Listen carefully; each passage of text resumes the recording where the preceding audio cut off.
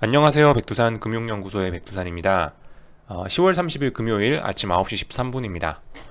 자, 오늘은 주식시장 분석에 앞서서 좀 먼저 리플들 간단하게 내용 좀 살펴보고 넘어갈게요. 영상 너무 감동인데 리딩반 모집은 없나요? 없습니다. 리딩반 모집은 없고, 이 결과적으로 그냥 너 요즘 잘하고 있더라 라는 칭찬의 이야기 정도로 듣도록 하겠습니다. 감사드리고요. 이 리딩에 관해서 회비 내고 리딩을 듣는 거에 관해서 좀 제 생각을 좀 간단하게 좀 말씀드려 볼까 해요. 마침 이런 주제가 나왔으니까. 일단은 본인이 어떤 매매에 대한 기준이나 이런 게 없다, 기준이나 원칙 이런 게 없다 그러시면, 초보다 나 아무리 봐도 난 잘 모르겠어 라고 하시는 분들은 한번 들어보시는 거 정도는 추천입니다.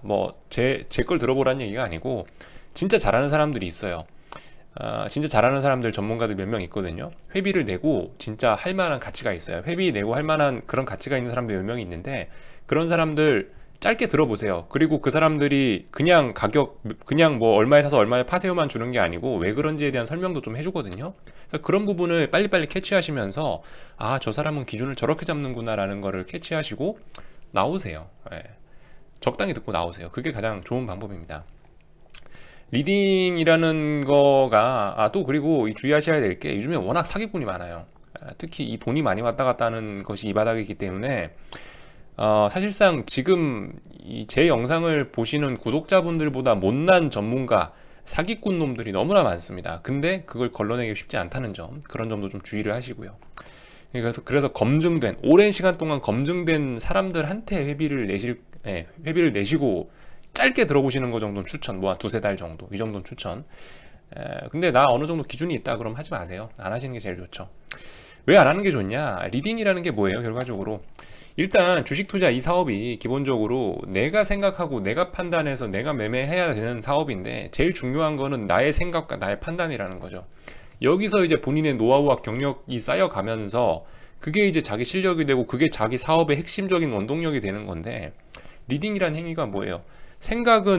너의 생각을 갖고 나는 클릭만 하겠다는 게 리딩 아닙니까? 뭔가 잘못되지 않았어요, 그죠? 사업의 핵심 부분을 남한테 주는 거라고요. 그런 거는 앞으로 장기적으로 봤을 때, 단기적으로 좀 돈을 벌 수 있을지 몰라요. 근데 그렇게 벌어서 뭐 하냐고요. 내가 어차피 돈 만들어내는 방법도 모르는데 그렇게 몇 달 반짝 벌어서 뭐 하냐고요. 나중에 오히려 까일 확률만 높아지겠죠. 제일 중요한 거는 지금 당장 돈 버는 게 아니고 경험치를 쌓아놓는 거. 그래서 미래의 기회가 오면 내가 실력으로 그걸 다 먹어야죠, 그죠? 그게 주식 투자라는 사업의 어떤 기본입니다. 돈가스 집 갔는데 우리가 냉동 돈가스 튀겨주는 걸 바라는 게 아니죠. 돈가스 집 갔으면 고기 직접 주방장이 사서, 직접 두들겨 펴서, 직접 튀김 옷 씌워서 직접 튀겨서 내주는 걸 원하는 거잖아요. 리딩 듣는 거는 냉동 돈가스 튀겨서 내주는 거하고 똑같은 거다. 튀김 전문점인데, 그죠? 이런 식으로 비유를 좀 드리도록 하겠습니다. 히키코모리님이 그래서 어쨌든 그런 측면에서 굉장히 마인드가 좋은 분인 것 같아요. 리딩방 소리가 나온다는 걸 보니 믿음의 선을 넘었다. 좋은 지적이십니다. 어쨌든 제 얘기도 굉장히 제한적으로 들으셔야 된다는 거. 투자의 판단은 여러분들이 하시는 거고, 제 방송을 통해서는 저놈이 어떻게 생각하는지, 제가 어떻게 생각하는지를 캐치해 가셔서 그걸 여러분 매매나 여러분들 판단에 한번 적용시켜 보거나 하는 요 정도 의미를 가져야지, 제 얘기를 듣고 매매하시면은 그건 아무 소용도 없는 거예요. 제 얘기를 듣고 설마 돈 벌었다 해도 저놈이 어떻게 고기를 낚는지, 낚시하는 방법을 모르면 아무 소용이 없는 거다. 저놈이 어떻게 낚시하는지, 낚시하는 방법을 캐치해 오는 쪽으로 생각을 해주셨으면 좋겠습니다.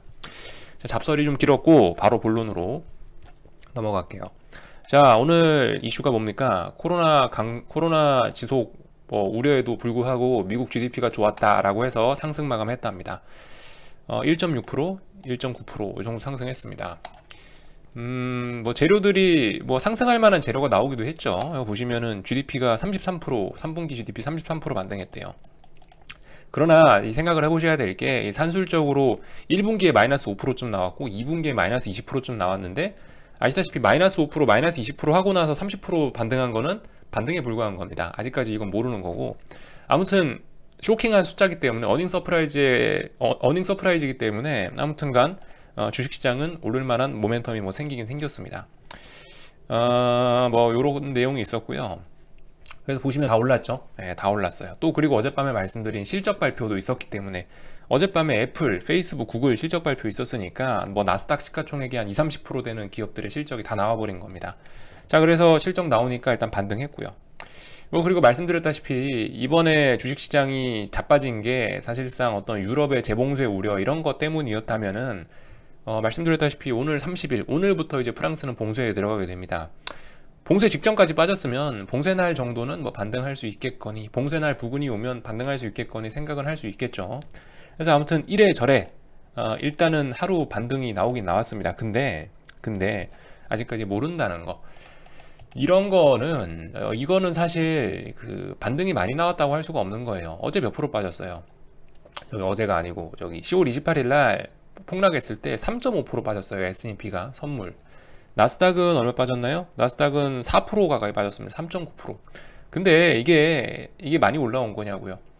많이 빠졌기 때문에 반등이 좀 올라왔다고 생각되지만 그 반등이 올라온 비율로 생각을 해보면 그렇게 많이 올라온 건 아닙니다. 그래서 어제 이거 한 방으로 어제 이거 양봉 하나 올라왔다고 해서 야 이제 반등 성공이다 이렇게 볼 수는 없다라는 거. 이거는 오늘 밤에 연속적으로 상승을 해줘야지 반등을 하는 거지. 여기서 여전히 언더슈팅으로 갈 가능성은 열려는 있습니다. 그래서 아직은 모릅니다. 그죠? 아직은 이거는 언더슈팅으로 갈지 아니면 반등을 할지 모른다라는 거. 아무튼 어젯밤 같은 경우는 반등을 한 번쯤 쉬어가야 될 자리에서 일단 쉬어간 거예요.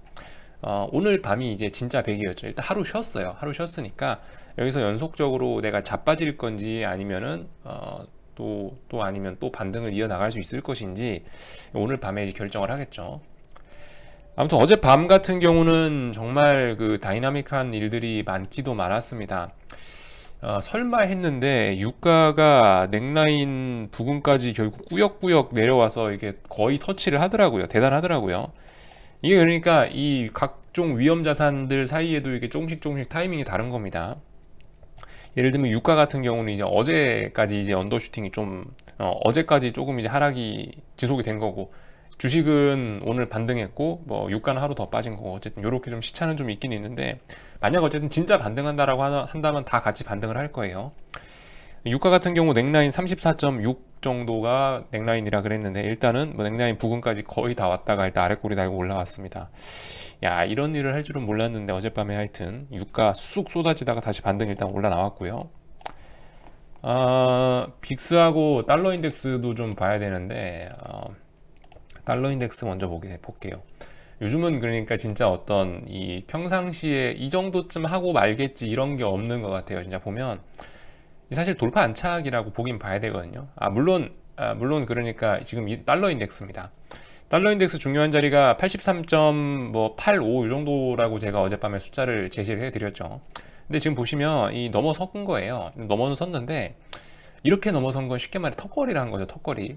완전히 뭐 허리나 무릎까지 이렇게 해서 그 선을 완전 넘어가야 되는데, 지금 같은 경우는 일단 턱을 딱 이렇게 건 겁니다. 턱걸이를 딱 한 정도라고 생각이 돼요.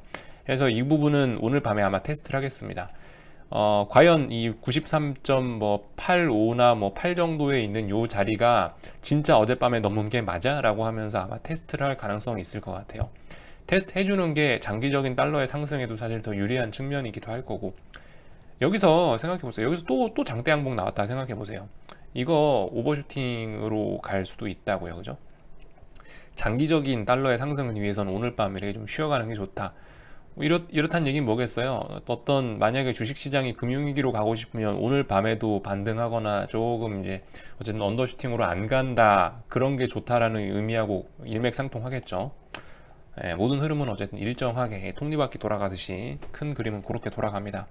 아무튼 박스권을 지금 이제 돌파할까 말까 하고 있는데, 상단에 와 있기 때문에 어쨌든 테스트가 필요하지 않을까라는 게 일단 저의 생각이긴 하고요. 변동성 지수 같은 경우는 뭐 어쨌든 아직 모르는 겁니다. 이게 슈팅으로 갈란지 아니면은 다시 박스권 안으로 기어 들어올련지는 오늘까지만 봐서 모르는 거죠. 예를 들면은 여기 이런 자리를 좀 보셨으면 좋겠어요. 예전에 35자리를 어떻게 넘어갔었냐. 물론 이번에는 제가 일단 35라는 숫자를 일단 제시를 해드렸는데요. 지금 안 그래도 며칠 동안 이렇게 움직임을 보면 S&P 빅스는 내가 35란 값을 잘못 제시를 해드렸나라는 생각을 좀 약간 하기도 합니다. 어쩌면은 S&P 같은 경우는, 그러니까 이번 같은 경우는 시장 변동성 자체가 워낙, 그러니까 지금 이상한 시장이라 평상시 관점으로 적용하는 게 아니고 좀 비정상의 관점에서 좀 접근을 하자면, 지금까지 제가 박스권 상단을 35 정도로 잡아놓고 35가 넘어가면은 이런 식으로 이 폭등의 가능성이 있다라고 말씀드렸는데, 지금 어쨌든 얘가 35를 넘었음에도 불구하고 뭐 나스닥 변동성이라든가 한국 변동성은 제자리거든요. 그러니까 그럼 내가 35라는 기준을 지금 잘못 잡아들인 게 아닌가라는 생각 정도는 좀 하고 있습니다. 근데 아무튼간 그 중요한 거는, 그 지금 여기서 드리려고 하는 얘기는 지금 뭐 구체적인 숫자보다도 이 넘어가는 패턴을 잘 보시라고요. 그러니까 만약에 언더슈팅으로 가고 싶다라고 한다면은 빅스가 어떻게 매물을 소화했는지, 그때 당시에는, 그러니까 3월달 그 전염병으로 폭락했을 그때 당시에는 이 35라는 자리가 굉장히 중요한 자리였는데, 35를 보시면 장대양봉으로 돌파했다가 오버슈팅 한번 나오고 다시 밑으로 내려왔다가 아래쪽에서 쭉 한번 지지력 테스트하고 또 한번 빠져야 음봉 나왔죠. 그럼 이 다음날 뭐예요? 여기 3월 5일날 3월 5일날 여기 음봉 나왔었으니까 죽을 거면 요날 죽었었어야 된다고요. 근데 3월 5일날 결정이 난 겁니다. 3월 5일날 빠졌어야 될 날에 상승을 해버렸기 때문에 오버슈팅으로 가는 게 결정이 된 거예요. 오버슈팅 결정 땅땅땅, 요게 3월 5일날 난 거죠. 그래서 일단 3월 5일부로 해서 이렇게 올라갔는데, 여기 이거를 잘 보시라는 거죠. 이 과정들, 지지와 저항을 확인하는 이런 과정들을 잘 보시라는 거죠.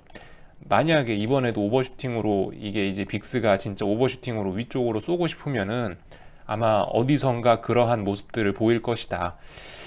지금 현재로서는 이 저항을 글쎄요 한 뭐 40 정도라, 뭐 거의 한 40 정도로 좀 올려서 해석하는 게 더 맞지 않나라는 생각도 들어요. 35를 갖고 얘기하기엔 이미 35는 돌파 한장 해버렸기 때문에, 이렇게 되면 제가 얘기했던 35는 큰 의미가 없는 자리가 돼버리는 거고, 좀 수정을 하자면 거의 뭐 40 정도 선, 이 40을 어떻게 넘어갈 것이냐, 이 부분이 뭐 40이나 아니면 지금 뭐 38 요 정도로 잡아야 되나 잘 모르겠는데, 아무튼 지금 요 부근에 있는 요 가격대를 저도 지금 정확한 가격대는 지금 아직 저도 이걸 영상 녹화하기 전에 잘 봤어야 되는데 아직 잘 안 봐가지고, 대략적으로 어쨌든 여기 있는 이 저항대를 어떻게 소화해서 넘어갈 것이냐를 잘 보시면 좋을 것 같아요.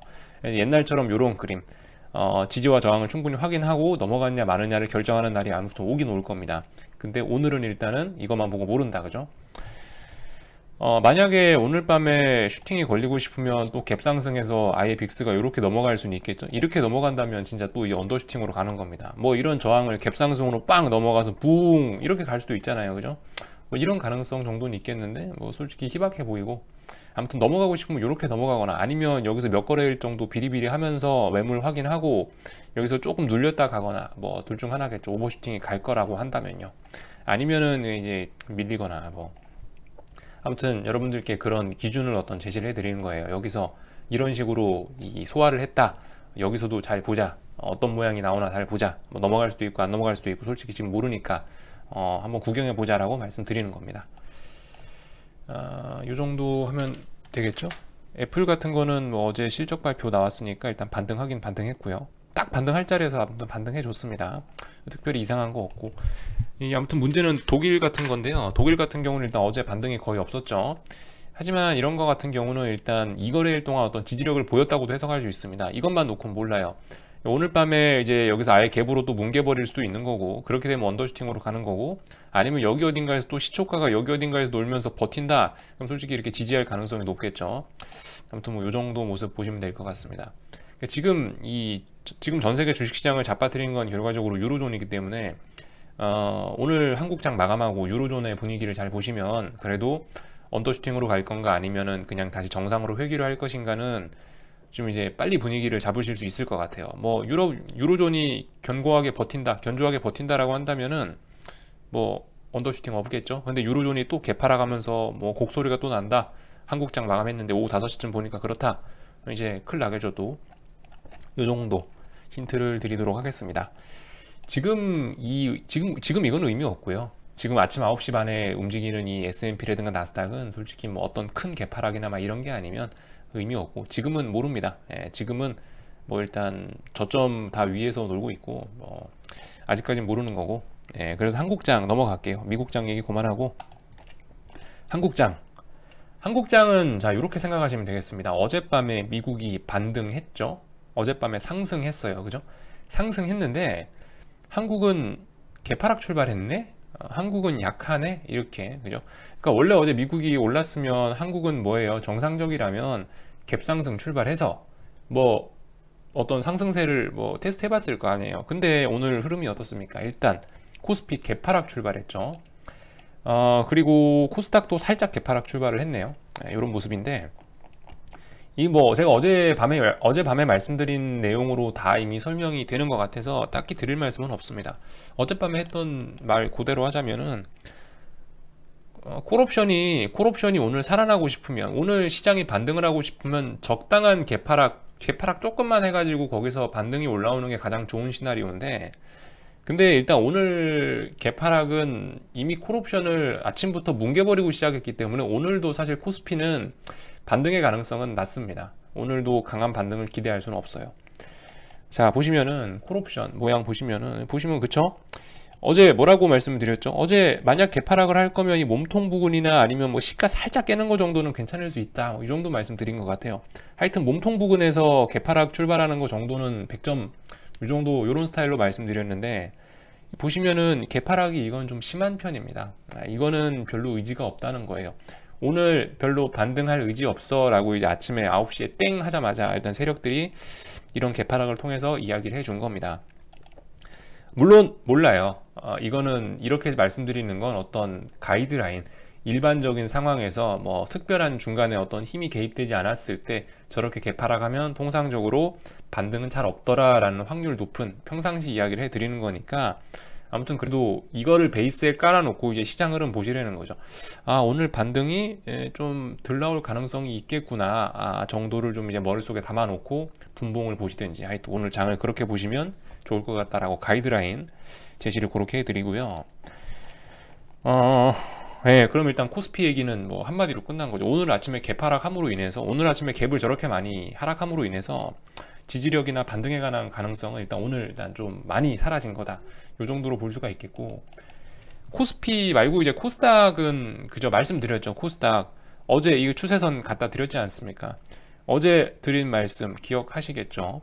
추세선 터치도 못하고 밀려 내려오면 715는 물론 다음번에 이 추세선 하단부에 갔을 때 이거 박살내면서 언더슈팅으로 갈 수도 있다라는 이야기를 드렸습니다. 근데 현재 아침 9시 반이니까요. 아직까지는 알 수가 없는 거고, 뭐 모르죠. 그죠? 시장 일은 모르잖아요. 앞으로 5시간 반, 앞으로 거의 6시간 남았는데 6시간 동안 뭐 다시 반등할 수도 있어요. 그러니까 뭐 오늘 장중의 흐름에 관해서는 말을 아끼겠습니다만은, 아무튼 그것만 보시라는 거죠. 만약에 얘가 이거 지금 추세선 요까지 올라가는 게 어떤 하락 추세의 이 하락 채널형의 완성인데, 이거 위에 가지도 못하고 이렇게 밀려 내려오면, 그죠? 힘이 굉장히 약하다. 이거 그러면은 다음번에는 뭐다? 다음번에 떨어질 땐 이 완전 밑에 쪽으로 언더슈팅이 쏟아질 수 있다. 이 추세선 붕괴시키면서 이 추세를 붕괴시키면서 아래쪽으로 이렇게 부엌 쏟아질 가능성도 있다라는 거. 만약에 오늘 저렇게 위쪽으로 추세선을 터치도 못하고 자빠지게 된다면 그럴 가능성을 좀 열어두시고 보셔야 되겠죠. 오늘 장중엔 몰라요. 저도 오늘 장중엔 저도 어떻게 될지 모르고, 하여튼 요런 거를 베이스라인에 깔고 오늘 시장을 좀 보시면 되지 않을까라는 말씀을 드리는 겁니다.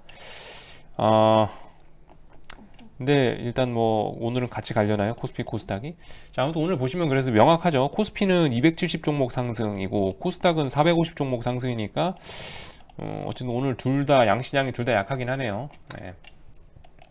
뭐 조금 안전하게 코스닥 인버스를 해보시고 싶으신 분들은 710원 붕괴시키면 그때 하셔도 문제 없겠죠. 710원 붕괴돼서 안착하면은 다음번에 와장창이니까 그때 가셔도 문제 없겠고, 아무튼 요 정도 이야기 드리도록 하겠습니다. 궁금한 거는 리플 남겨주시고요.